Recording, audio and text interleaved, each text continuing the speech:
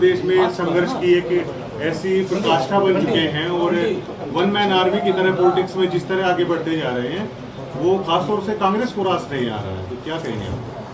कांग्रेस को अकेली को नहीं, ना बीजेपी को और जेजेपी को। आज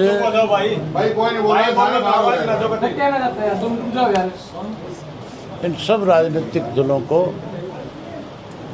अगर किसी से सबसे ज़्यादा तकलीफ है तो इंडियन नेशनल लोकदल पार्टी से।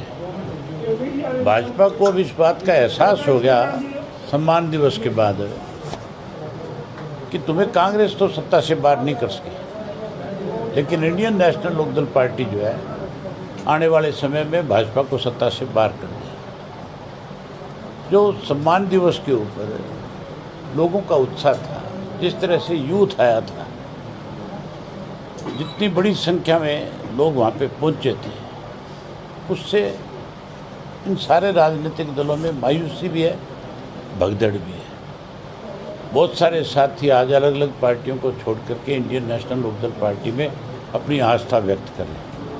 आज आपके सामने था सोनू, जो बीडीसी का मेंबर है, उसके साथ सैकड़ों लोगों ने जो आपके झज्जर के इलाके में अपने अपने गांव में, वार्ड में पहचान रखी है, उन्होंने आज ज्वाइन किया है। मैंने आपसे पहले भी कहा था कि 25 तारीख के बाद ज्वाइन करने वाले लोगों की लाइन लगेगी। ये शुरुआत है, आप देखना, क्योंकि इन लोगों से लोगों का विश्वास उठ गया, भरोसा उठ गया। जिस उम्मीद के साथ इनके साथ लगे थे, इन्होंने इनकी उम्मीदों पे पानी फेर दिया। यही कारण है, हमारे ऊपर इसलिए विश्वास है कि हमने जो बात आज तक कही है उसको पूरा किया। आपकी काफी मजबूत छवि हमेशा रही सर। ये कह रहे हैं कि बीजेपी के इशारे पर कार्यक्रम कराया गया है। मैंने तो ये बात सुनी नहीं, आपने कहीं से सुन ली तो मुझे पता नहीं। हुड्डा तो ये कह रहा था कि इनको करनाल में रैली करनी चाहिए। हुड्डा जी शायद ये भूल गए कि हरियाणा चौधरी देवीलाल की देन है, उन्होंने बनाया। चौधरी देवीलाल का जन्मदिन कहाँ मनाएं, ये हम तय करेंगे, कोई दूसरा तय नहीं कर सकता। ये हमारा फैसला था कि हम रोहतक में करेंगे। अगले साल किस जिले में करना है, ये फैसला भी हमारी पार्टी करेगी। एक आईपीएस अधिकारी ने सुसाइड किया, क्या बहुत दुर्भाग्यपूर्ण बात है, और 5 दिन हो गए आज, अब तक सरकार जो है किसी तय तक नहीं पहुंच पाई, कोई फैसला नहीं ले सकी। इससे बड़ा और दुर्भाग्य क्या होगा? 5 साल अगर सरकार का इसी तरह का ढुलमुल रवैया रहा तो सरकारी जो अधिकारी है फिर उनको तो किसी भी तरीके से सरकार दबाव में लेकर के काम करा सकती है। उनको भी सरकार दबाव में रख करके काम करना चाहती थी। वो ऑनेस्ट आदमी थे, उन्होंने कभी इस बात की परवाह नहीं करी। उन्होंने हमेशा जो सही था उसको लेकर के आगे बढ़े, और इस बात से उन्होंने सुसाइड किया।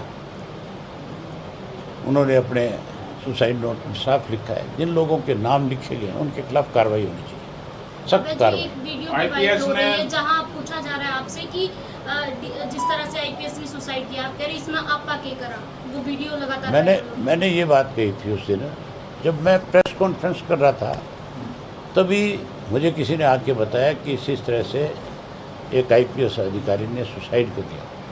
मैंने कहा जब तक पता नहीं चलता ये सुसाइड किस वजह से किया है, आप कुछ नहीं कह सकते। उसको तोड़ मरोड़ के दिखाया जा रहा है कि आप क्या करें इसमें। मैंने ये कहा था कि जब तक कोई चीज़ सामने नहीं आई हम उसके ऊपर कोई टिप्पणी नहीं करेंगे। सुसाइड क्यों हुआ, किस कारण से हुआ, इस बात का पता होना चाहिए कि नहीं होना चाहिए।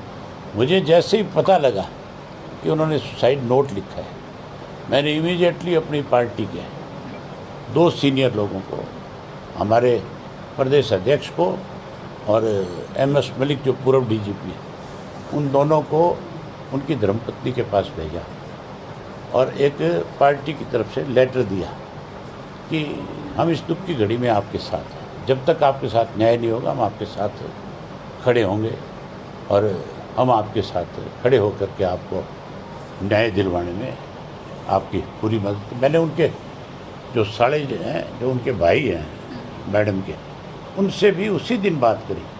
वो एमएलए हैं आप पार्टी के बठिंडा से, मैंने उनसे बात भी करी और उनसे भी मैंने कहा कि आप निश्चिंत रहो, हम किसी भी तरह से जो संभव होगा आपकी मदद करें।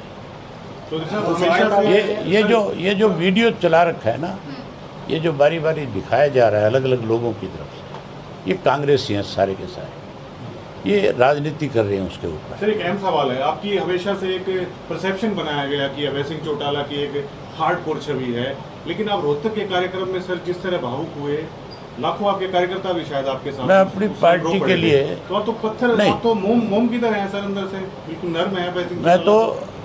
मैं तो अपने कामों के लिए, अपनी पार्टी के कार्यक्रम के लिए बहुत हार्ड वर्क करता हूँ, बहुत मेहनत करता हूँ। आज उसी का नतीजा है कि लोगों को मेरे ऊपर विश्वास है। आज लाखों लोग मेरे साथ यूँ ही तो नहीं खड़े, लाखों लोग जहाँ चौधरी देवीलाल को श्रद्धासुमन अर्पित करने आए थे, वहाँ मुझे आशीर्वाद देने आए थे, मुझे विश्वास दिलाने आए थे कि हम संघर्ष में तेरे साथ हैं, तेरे से अलग नहीं है। दुष्यंत चौटाला है उनके अभय चौटाला, किसी अच्छे आदमी का नाम दो, ठीक है।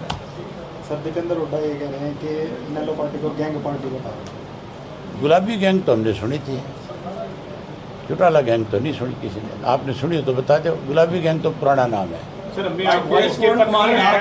के दौरान जो मृतक आईपीएस हैं, उनकी पत्नी आरोप लगा रही हैं कि जो एफआईआर दी गई थी उसको तोड़ मरोड़ के लिखा गया है, उनके नाम संतुष्ट नहीं है। वो कह रहे हैं कि हत्या का मामला दर्ज किया जाए, ना कि जो है। तभी हम भी तो यही कह रहे हैं कि उनके साथ न्याय होना चाहिए। वो आईएएस अफसर है, उनको सारी चीज़ की कानून की जानकारी है।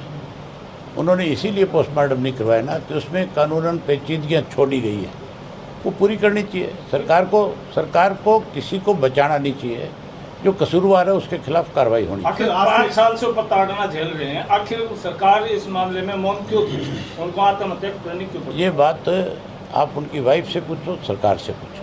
सर आज से 10 साल एसपी का भी तबादला कर दिया। आज से 10 साल पहले आप मुख्यमंत्री बन जाते सर, हमने देखा था इनेलो की बड़ी लहर थी। उसको मुख्यमंत्री को तुरंत प्रभाव से डीजीपी को भी छुट्टी पे भेजना चाहिए। जब तक वो इन पदों पे रहेंगे तब तक निष्पक्ष जांच नहीं हो सकती। जांच का भी एक दायरा होता है। कोई डीएसपी स्तर का अधिकारी अगर जांच करेगा, वो डीजी से क्या पूछताछ करेगा? जब तक डीजी उस पोस्ट पे है तो दिक्कत आएगी। आज से 10 साल पहले आप मुख्यमंत्री बन चुके होते सर, बड़ी लहर थी। मुझे संघर्ष आपने किया, किसान आंदोलन में इस्तीफा तक दिया, हमने आपके घायल पैरों को देखा था कि हमने बहुत मुख्यमंत्री बनाए। 29 में होगा ये? हाँ होगा, मुख्यमंत्री हमारी पार्टी से होगा। एक आखिरी सवाल है, झज्जर अनाज मंडी में अभी जा रहा हूँ, क्विंटल अभी जा रहा हूँ, आप वहाँ जाओ, वही बात करें। ठीक है, धन्यवाद।